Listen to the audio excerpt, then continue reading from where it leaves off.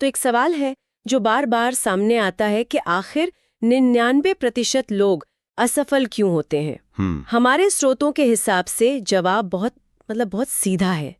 ऐसा नहीं कि वो कोशिश करते हैं और हार जाते हैं, नहीं, बल्कि इसलिए कि वो कभी शुरू ही नहीं करते। वो हमेशा उस एक चीज का इंतजार करते हैं जिसे कहते हैं सही समय। सही समय जो कभी आता नहीं है। हाँ, तो आज हम इसी की तह तक जाएंगे। हमारे पास उद्यमियों की कुछ कहानियां हैं, आदतों पर रिसर्च है और टाल मटोल के पीछे का जो मनोविज्ञान है उस पर कुछ बहुत दिलचस्प स्रोत हैं। बिल्कुल। तो ये सही समय का इंतजार ये असल में है क्या? हमारे स्रोत कहते हैं कि ये सबसे बड़ा झूठ है जो हम खुद से बोलते हैं। एक आरामदायक बहाना है अपने डर को, अपने परफेक्शनिज्म को छिपाने का।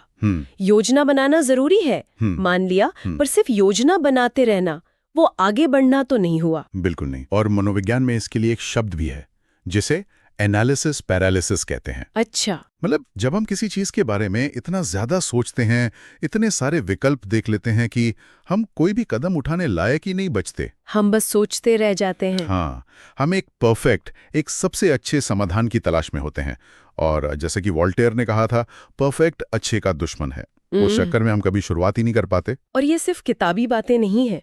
हमारे स्रोतों में कई ऐसी कहानियां हैं जिन्होंने इस परफेक्ट के जाल को तोड़ा। हाँ, असल जिंदगी की कहानियां। जैसे जॉन पॉल डिजोरिया।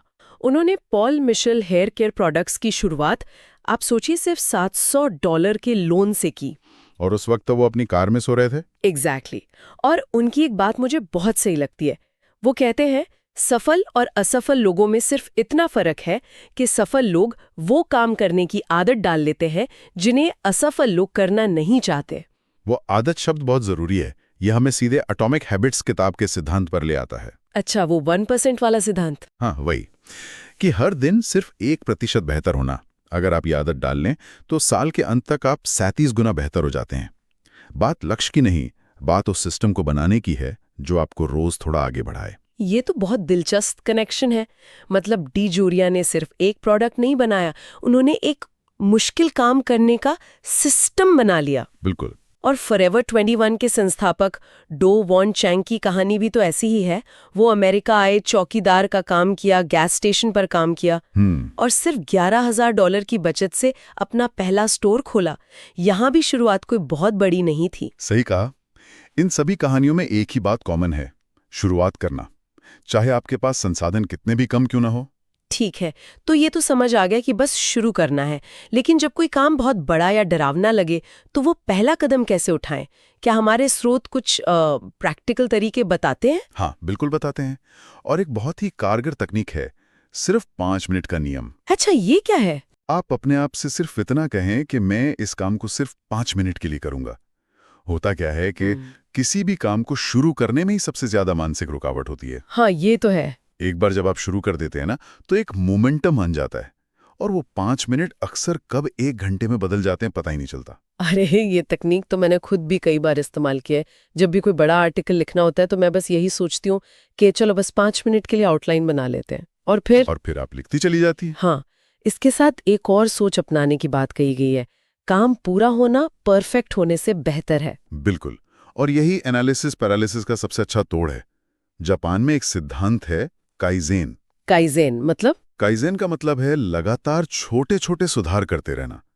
जब दिमाग परफेक्शन के बोझ तले दबा हो तो ये फिलॉसफी कहती है कि सिर्फ एक छोटा मामूली सा सुधार करो, बस। सुनने में तो अच्छा लग रहा है, पर एक सवाल है, क्या छोटे छोटे सुधारों से कभी कोई बड़ा बदलाव आ भी सकता है? कई बार ऐसा नहीं लगता कि हमें एक बड़ी छलांग की जरूरत है? सवाल बहुत अच्छा है, लेकिन काइजेन का असली मकसद सिर्फ काम पूरा करना नहीं है। तो फिर क्या है? इसका असली मकसद है आपकी पहचान को बदलना। जब आप रोज एक छोटा कदम उठाते हैं तो आप खुद को ये सबूत दे रहे होते हैं कि मैं वो इंसान हूं जो काम शुरू करता है और उसे पूरा करता है। लक्ष्य सिर्फ एक किताब पढ़ना नहीं, बल्कि एक रीडर बनना है। अच्छा। और ये आत्मविश्वास धीरे धीरे बढ़ता है और फिर बड़ी छलांग लेना भी आसान हो जाता है। वाह! तो मतलब इन सभी स्रोतों को मिलाकर देखें तो कहानी बस एक ही है, किसी भी तरह शुरू कर देना। असफलता का सबसे बड़ा कारण कोशिश करके हारना नहीं, बल्कि उस सही समय का इंतजार करते हुए कोशिश ही ना करना है। जैसा एक स्रोत कहता है, स्टार्ट टुडे नॉट समडे। बिल्कुल। और अंत में श्रोताओं के लिए एक विचार छोड़ जाते हैं। हम अक्सर ये सोचते हैं कि अगर मैं असफल हो गया तो क्या होगा। इसकी जगह ये सोचना बेहतर